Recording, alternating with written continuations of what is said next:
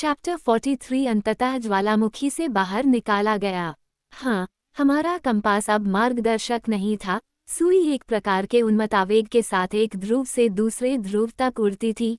वह डायल के चारों ओर घूमती थी और इधर उधर ऐसे घूमती थी मानो वह चक्कर खा रही हो या नशे में हो।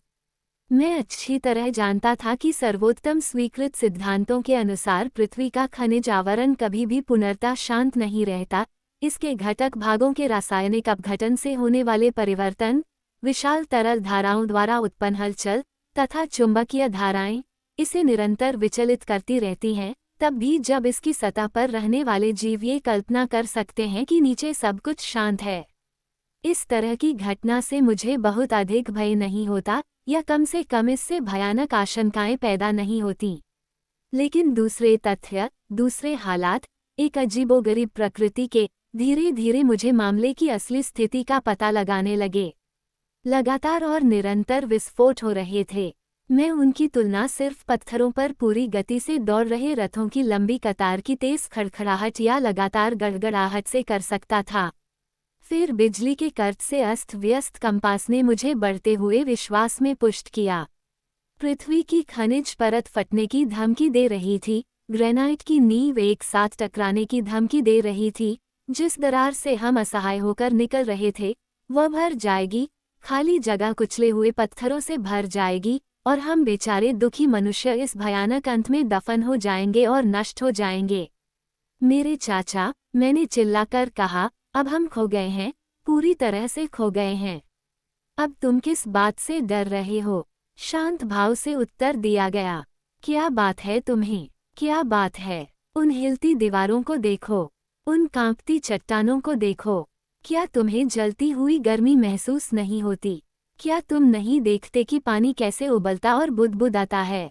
क्या तुम हर मिनट घने और घने होते जा रहे घने वाष्प और भाप के प्रति अंधे हो? इस उत्तेजित कंपास सुई को देखो, यह एक भूकंप है जो हमें डरा रहा है। मेरे निडर चाचा ने शांति से अपना सिर हिलाया। क्या आपको लगता है, उसने पूछा, भूकंप आने वाला है? मैं करता हूँ। खैर, मुझे लगता है कि आप गलत हैं। क्या आप लक्षण नहीं पहचानते? भूकंप का? नहीं, मैं कुछ बेहतर की तलाश में हूँ। तुम्हारा क्या मतलब है? समझाओ। यह एक विस्फोट है, एक सल विस्फोट। क्या आप ये कहना चाहते हैं कि हम ज्वालामुखी की शाफ्ट पर चढ़ रहे हैं? मुझे विश्वास है कि हम हैं, अदम्य प्रोफेसर ने पूर्ण आत्मनियंत्रण के साथ कहा, और यह सबसे अच्छी बात है जो संभवतः हमारी परिस्थितियों में हमारे साथ हो सकती है। सबसे अच्छी बात? क्या मेरे चाचा पागल हो गए थे?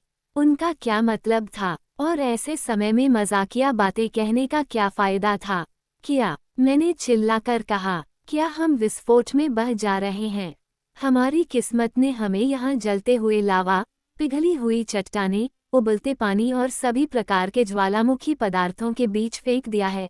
हमें बाहर फेंक दिया जाएगा, बाहर निकाल दिया जाएगा, उछाला जाएगा, उल्टी की जाएगी, हवा में ऊपर थूक दिया जाएगा, चट्टानों के टुकड़ों, राख और स्कोरिया की बौछारों के साथ, धुएं और लपटों की एक विशाल धारा के बीच। और यह सबसे अच्छी बात है जो हमारे साथ हो सकती है। हाँ, प्रोफेसर ने मुझे अपने चश्मे के ऊपर से देखते हुए कहा, मुझे पृथ्वी की सतह तक पहुंचने का कोई और रास्ता नहीं दिखता।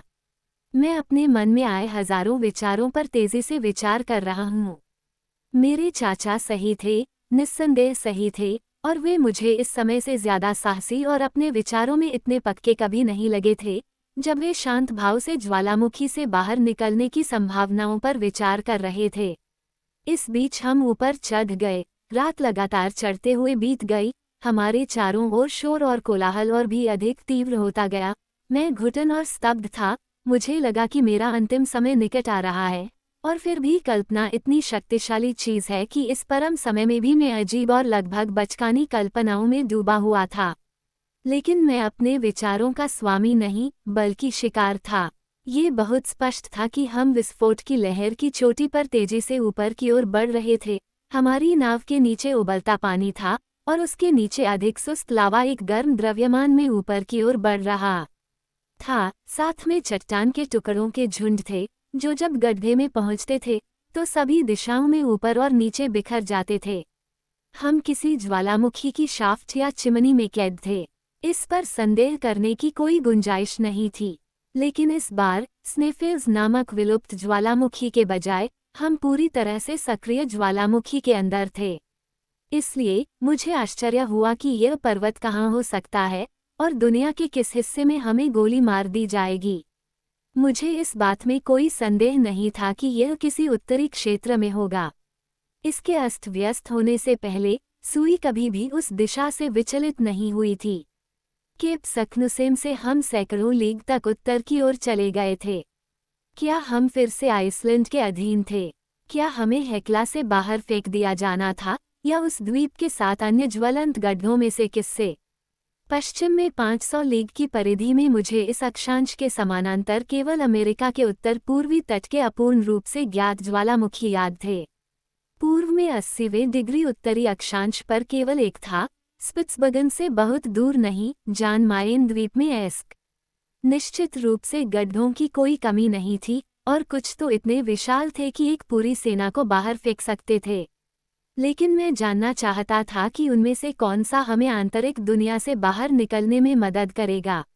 सुबह होते होते ऊपर की ओर बढ़ने की गति तेज हो गई। अगर हम धरती की सतह के करीब पहुंचते पहुंचते गर्मी कम होने के बजाय बढ़ती गई, तो इसका असर सिर्फ स्थानीय कारणों और ज्वालामुखीय कारणों से हुआ। हमारी हरकतों के तरीके ने मेरे मन में कोई संदेह नहीं छोड़ा। एक बहुत बड़ा बल, सैकड़ों वायुमंडलों का बल, सीमित वाष्प के अत्यधिक दबाव से उत्पन्न, हमें अदम्य रूप से आगे की ओर धकेल रहा था। लेकिन इसने हमें कितने अनगिनत खतरों के सामने ला खड़ा किया। जल्द ही भयावह रोशनी ऊर्ध्वाधर गैलरी में प्रवेश करने लगी, जो हमारे ऊपर जाने के साथ चौड़ी होती गई। दाएं और बाएं में गहरी नहरें देख सकता था, विशाल सुरंगों की तरह, जिनसे घने धुएं की मात्रा निकल रही थी। आग की लपटें दीवारों को लपेट रही थीं, जो तीव्र गर्मी के कारण चटक रही थीं और फूट रही थीं।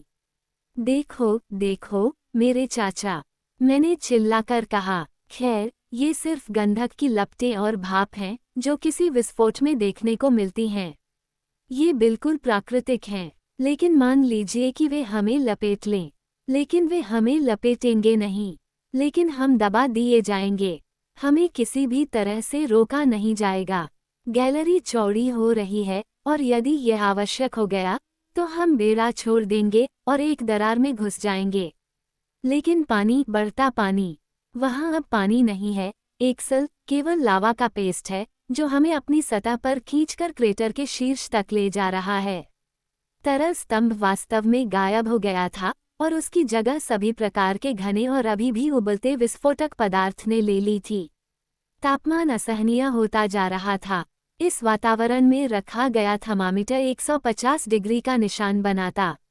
मेरे शरीर से पसीना बह रहा था, लेकिन हमारी चढ़ाई की गति के कारण हमारा दम घुट सकता था।